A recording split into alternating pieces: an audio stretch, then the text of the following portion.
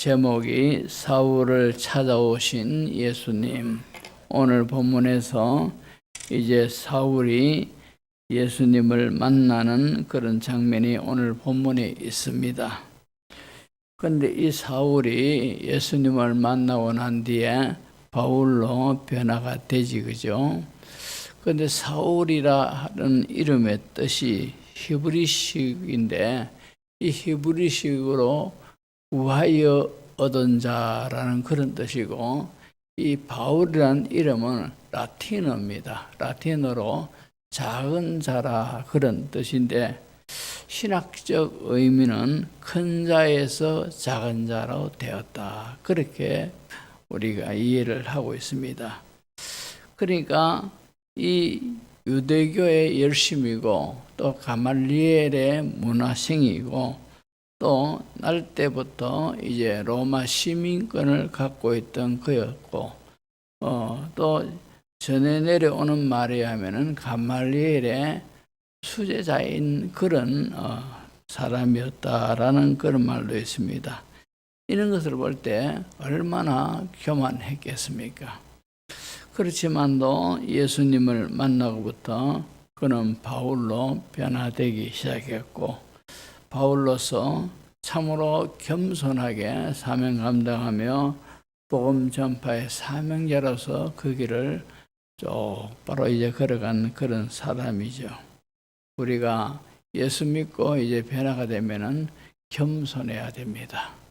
우리 하나님은 겸손한 자에게 가까이 하시고, 겸손한 자를 사랑하시고, 겸손한 자에게 은혜를 주신다, 성경은 말씀하고 있습니다. 대신에 교만하면은 교만한 자는 하나님이 싫어하시고, 교만한 자는 물리치시고, 교만한 자의 기도는 듣지 아니하시고, 또 더 나아가서 교만한 자는 미워하신다, 하나님이 그렇게 말씀하시죠. 그러니까 우리는 하나님 앞에서 늘 항상 모든 면에서 겸손한 그런 모습으로 우리가 신앙생활을 해야 됩니다. 자, 오늘 본문은 바울이 다메섹 도상으로 가다가 한 언덕에서, 그죠? 한 언덕에서, 그러니까 좀 더 구체적으로 보면은 3절에 사울이 길을 가다가 다메섹에 가까이 이르더니, 이런 것을 볼 때 예루살렘에서 대제사장에게 이제 예수 믿는 사람들을 잡아다가 결박하여 데려올 수 있는 권한을 얻는 공문을 받아가지고 예루살렘에서 다메섹 도시로 이제 가는 중인데, 이 예루살렘에서 다메섹까지 거리는 직선 거리가 240km입니다. 그러니까 상당히 멀죠. 그래서 소요 시간이 4시간 내지 4일 내지 6일이 걸리는 그런 먼 길입니다. 그러니까 아마도 예수님을 만나던 이 길은 다메섹 가까이 왔을 때라고 볼 때, 아마도 3, 4일쯤 이렇게 갔을 때에 이제 다메섹 가는 길에서 예수님을 만나는 그런 일이 있었습니다. 자, 1절, 2절을 보시면은 사울이 주의 제자들에 대하여 여전히 위협과 살기가 등등하여 대제사장에 가서 다메섹 여러 회당에 가져갈 공문을 청하니, 이는 만일 그 도를 따른 사람을 만나면 남녀를 막론하고 결박하여 예루살렘으로 잡아오려 함이라, 이랬습니다. 지금 바울의 상태를 우리가 자세하게 기록한 것은 분명한 이유가 있습니다. 그 이유가 뭔가 하니까, 지금 바울의 상태가 누가 어떻게 전도를 해도 예수 믿기에는 너무나 절망적인 그런 심령 상태다, 마음 상태다라는 것을 우리가 알게 해주지요. 그래서 이런 사울을 변화시키기 위해서는 특별한 어떤 그런 체험이 있어야만이 이 사람이 이제 깨닫게 되고 변화가 되는 겁니다. 그죠? 그래서 이 예수님이 대낮에 이제 빛으로 예수님이 바울에게 찾아오신 거라요. 그러면서 하는 말이 사울아 사울아 이러면서 네가 왜 나를 박해하느냐. 주여 누시니까 나는 네가 박해하는 예수라. 이렇게 예수님을 직접 만나는 그런 경험이 있으니까 이제 사울이 변화되어서 이제 바울로 되는 그런 역사가 일어났습니다. 그죠? 만약에 예를 들어 가지고 진짜 예수님을 믿는 사람을 잡으려고 하고 그렇게 살기등등하고 이를 뿌득뿌득 갈면서 가는 이 사울에게 예수 믿으십시오. 예수 믿으면 구원받고 참으로 영생을 얻습니다. 이라든가 다른 방법을 하면은 이 어떤 전도 방법을 해도 물론 성령이 그 속에서 역사하시면은 되긴 되죠. 최건능 목사 같은 경우 최봉석이죠. 이 목사님 같은 경우에는 기도를 합니다. 기도해가지고 저 사람한테 가만 가지고 예수 천당 이렇게만 해도 예수 믿는 사람이 많았다. 그런 말이 있지 않습니까? 그러니까 성령이 그 가운데서도 역사하니까 예수 믿는 사람이 많아졌다는데 성령께서 은혜를 주시면은 바울도 다른 방법으로 해도 예수 믿는 그런 일도 있을 수도 있지 않습니까? 그죠? 하지만도 일반적으로 볼 때에 이런 살기 등등한 사울에게 변화시키기 위해서는 예수님이 이 사울에게 나타나셔가지고 직접적인 어떤 신비를 경험하게 해야만이 이 사람이 변화가 된다. 그렇게 여기서 예수님이 또 특별히 사울에게 이방을 위한 택한 그릇으로 이미 정해놨기 때문에 이 사람에게는 아주 강한 체험이 있도록 해줘야 됐다 싶어서 그렇게 한 것 같습니다. 자, 만약에 우리가 지난 시간에 살펴봤듯이 빌립이 사마리아로 가가지고 이제 에디오피아 여왕의 국고를 맡은 네시 이 사람에게 성경 말씀을 풀어가지고 이분이 바로 메시아를 가리키고 이 메시아가 누구냐? 지금 예수님이다. 이렇게 하니까 이 네시가 깨닫고는 믿음이 생겨서 자 이제 내가 믿으니 세례 받음에 무슨 거리낌이 있느냐? 이래가지고 세례 받고 믿음 생활 이제 믿음으로 나아가지 않습니까? 그런 방법으로 사울에게 복음을 전했다면은 사울이 과연 믿었겠는가? 이렇게 의심스럽습니다. 이처럼 하나님의 택한 사람도 하나님이 부르시는 방법도 그 사람의 성령함과 처지, 상황에 따라서 각각 다를 수가 있습니다. 어제 제가 유튜브를 통해서 새롭게 하셔서 간증을 한번 들은 적이 있는데 이 사람은 청년인데 철저한 무신론자라요. 무신론자인데 대학교 지금 졸업했을 것 같아요. 대학생 때 무단히 귀신이 보이는 거라요. 그죠? 귀신이 보이는데 귀신이 분명한 형체로 보이는 것이 아니고 그 형체가 사람 형체인 것을 느낄 수 있는 그런 어스름한 형체로 와가지고 왔다 갔다 하는 그런 게 자꾸 보이더래요. 그러니까 참 이 청년이 이거 뭐 참 안 좋다 이런 것이 와 자꾸 왔다 갔다 하고 내 눈에 보이고 스쳐 지나가는 그런 것이 보이느냐 이래 싶었는데 어느 날은 또 다른 귀신이 와서 형체로 보이지만 딱 이래 있으니까 거기 자기 속에 쑥 들어보더라 합니다. 그러더니까 자기가 뭐 가만히 있는 벽에다가 이마를 콱 하면 이래 박게 되더래요. 자기도 모르게. 그러니까 2번이나 그래 받았는데 이마에 피가 나니까 사람들이 젊은이 왜 그러느냐 이런 식으로 말리고 했는데 그때부터 이 자기 속에 뭔가 자꾸 왔다 갔다 하고 그러니까 어느 날 또 있으니까 자기 방에 인형이 있는데 인형이 붕 날아가지고 자기 머리로 탁 들어오더래요.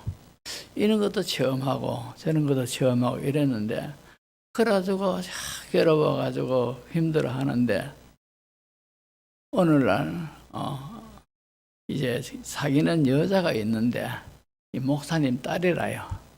근데 이 여자가 너 모르게 귀신이 와가지고 너 모르게 이런 너를 속이는 행동을 했다. 그러니까 그 여자하고 절교를 해라. 이렇게 시키더랍니다. 그러니까 그 여자를 좋아했는데 그 여자도 자기를 좋아하는데 그래 사실 여부를 확인하기 위해서 만나가지고 물어보니까 사실을 그랬대요. 그러니까 이 청년이 그러면은 나하고 절교다. 그만 만나야 되겠다. 너가 나를 속였으니까 나는 만나기 싫다. 이래가지고 헤어졌는데 그래 이제 귀신이 이제 있다가 너가 앞으로 내 말을 잘 들으면은 네가 원하는 대로 내가 다 해주마. 이렇게 속삭이더랍니다. 그래가지고 그런데도 뭔가 귀신이 가니까 그 말에는 아주 매력적인 어떤 그런 것이 있는데 뭔가 무섭고 깨름칙하더랍니다. 그런 가운데서 어디서 환한 빛이 자기한테 오는데 그 빛도 무섭긴 무서운데 두렵지가 않더랍니다. 그런데 그 빛이 쓱 오니까 이 귀신들이 다 양사방으로 도망을 가버리더랍니다. 그런데 이 청년이 그 빛을 보고 하나님 이렇게 불렀답니다. 그래가지고 예수님을 믿게 됐는데 참 그 청년은 철저한 무신론자인데 그런 걸 간증하는 걸 제가 들었습니다. 그 사람에게는 또 그런 신비한 경험이 있어야만이 믿음이 있겠다 싶어서 또 그런 경험으로 이제 신앙으로 들어오는 그런 것을 제가 간증을 들었습니다. 이처럼 사람마다 성향이 다르고 처지가 다르다 보니까 어떤 사람에게는 사형리라는 전도 방법을 통해서 신앙을 이제 복음을 전했는데 그 사람이 거의 끄떡끄떡 하면서 교회를 나오고 예수님을 믿었는데 또 이 사형리를 가지고 다른 사람한테 가서 전도를 하니까 전혀 씨알도 안 믿기더란 말입니다. 그러니까 사람마다 다 그죠 똑같이 이런 방법으로 전도해 되는 것도 아니고 그죠. 그래서 예수님이 마태복음 10장 16절에 보면은 보라 내가 너희를 보냄이 양을 이리 가운데로 보낸 것 같도다. 그러므로 너희는 뱀같이 지혜롭고 비둘기같이 순결하라. 전도 방법을 예수님이 가르쳐주고 있지 않습니까? 뱀같이 지혜롭고 그러니까 여기서 뱀은 강교하다 하는 뜻도 있지만 또 지혜롭다 하는 뜻이 있습니다. 그러니까 우리가 뱀 하면은 아주 강한 짐승 이렇지만도 지혜를 상징하고 있기도 합니다. 그래서 뱀같이 지혜롭고 대신에 비둘기같이 순결한 마음으로 전도를 하라는 것이죠. 그러니까 사람마다 성향이 다르니까 일단 기본 베이스가 뱀처럼 지혜롭고 비둘기같이 영혼을 사랑하고 영혼을 위하는 그런 마음으로 그 사람의 형편과 처지에 맞게끔 전도를 하라 하는 그런 뜻 아니겠습니까? 그래서 예수님이 전도 방법을 그렇게 가르쳐 주었습니다. 자, 오늘 본문 4절에 보면은 이제 땅에 엎드러져 들으니 소리가 있어 이르시되 사울아 사울아 네가 어찌하여 나를 박해하느냐. 여기서 보면은 사울은 예수님을 만난 적도 없습니다. 그냥 예수 믿는 사람이 이단이다 이렇게 생각해서 유대교에 열심히 특심이다 보니까 예수 믿는 사람들 무조건 이단이다 이렇게 해서 잡아 쫓기려고 하는 그런 마음이 생겼지 직접 예수님을 만나고 있는 것이 사울에게는 없습니다. 그런데 예수님이 사울아 사울아 네가 어찌하여 나를 박해하느냐. 그러니까 사울이 예수 믿는 사람들을 박해를 했는데 근데 예수님이 사울에게 나타나셔가지고 따지기를 네가 어찌하여 나를 박해하느냐 그렇게 이제 말씀하시더라 이 말입니다. 자, 이런 말씀을 통해서 우리 성도 한 사람 한 사람이 얼마나 귀한 존재인가, 이걸 우리가 알 수가 있죠. 우리 성도를 누군가가 힘들게 하고 이렇게 그죠 어렵게 하면은 꼭 그것이 예수님을 힘들게 하고 예수님을 어렵게 하는 것과 같다 이 말이죠. 우리가 고린도서에 보면은 교회를 신령한 몸에다가 비유를 하지 않습니까? 자, 예수 그리스도의 몸에 우리 성도들은 그 몸에 붙어 있는 지체라 그랬습니다.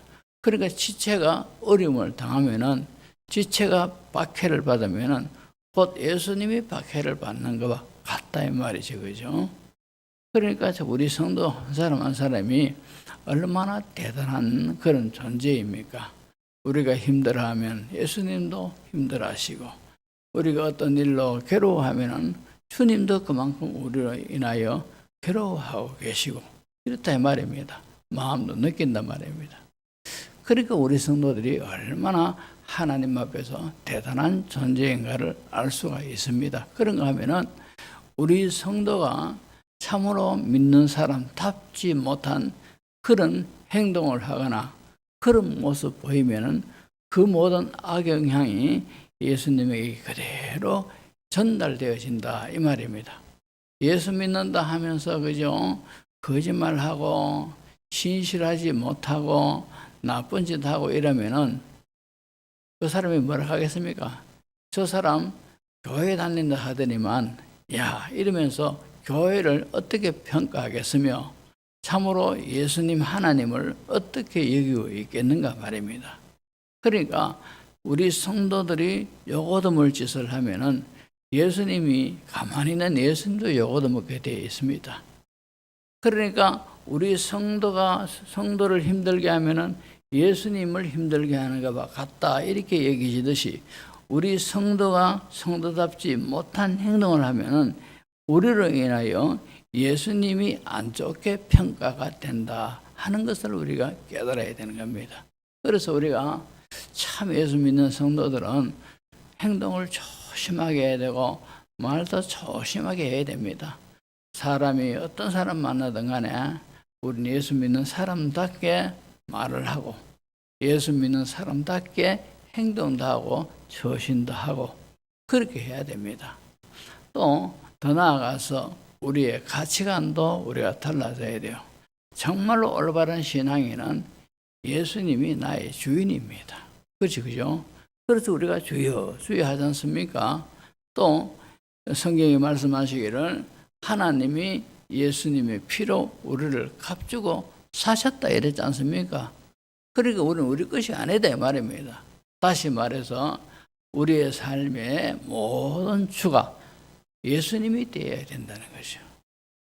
그래서 우리가 살아가는 것이 나의 주인 되시는 예수님을 중심으로 예수님을 위해서 그렇게 우리가 살아가야 된다는 것이죠. 내가 주인이 돼가지고 살아가지면 안 되고 나의 주인은 예수님이고 하나님인 겁니다.